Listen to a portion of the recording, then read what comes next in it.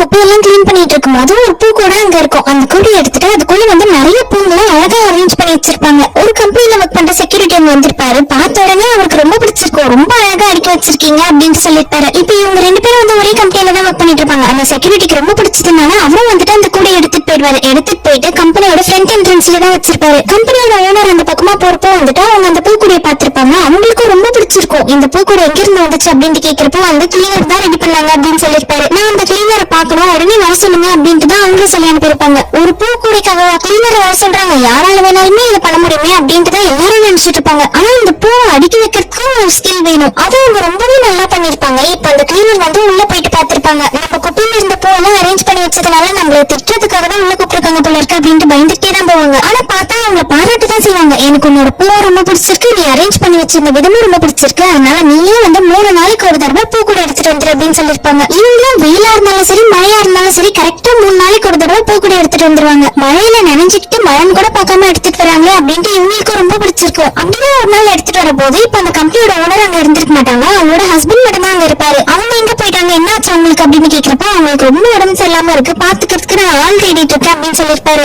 நான் வேணா உங்களை நல்லா பாத்துக்கிறேன் அப்படின்னு சொல்லிருப்பாங்க. சரி ஓகே, தெரிஞ்ச ஆள் தானே அப்படின்ட்டு அவரும் வீட்டுக்கு கூட்டு போயிருப்பாரு. அவங்களுக்கு பிடிச்ச பூவெல்லாம் வந்து அழகா டெக்கரேட் பண்ணி எடுத்து போயிட்டு அவங்க கிட்ட கொடுக்கலாம் அப்படின்னு சொல்லிட்டு தான் போயிருப்பாங்க. வீட்டுக்குள்ள ஒரு போட்டோ இருக்கும். இந்த கிளீனர் எல்லாம் அப்பா அம்மா போட்டோலாம் அங்க மாட்டி வச்சிருப்பாங்க. பூத்துட்டியை கீழே போட்டு உடைச்சிருவாங்க. கம்பெனியோட ஓனரும் வெளியே வந்திருப்பாங்க. 2 பேரும் பேசினதுக்கு அப்புறமா தான் தெரிய வரும் இப்ப இவங்க 2 பேருமே வந்து அக்கா தங்கச்சிங்க தான். கிளீனரா வேலை செய்யறாங்கல்ல அவங்க வந்து தங்கச்சி தான். சின்ன வயசுலயே வந்து தொலைஞ்சு போயிட்டு இருப்பாங்க. அக்கா எவ்வளவு நாள் தேடி பாத்துட்டாங்க, ஆனா கிடைக்கவே இல்லை. இதுக்கு மேல இவ கிடைக்கவே மாட்டா அப்படின்ட்டு தான் அவங்களும் வந்து தேர்தத்தையும் நிறுத்திட்டு இருப்பாங்க. ஆனா கடைசியில குப்பையில இருந்த ஒரு பூ வந்து இவங்க 2 பேரும் ஒன்னா சேர்த்து வச்சிருக்கு.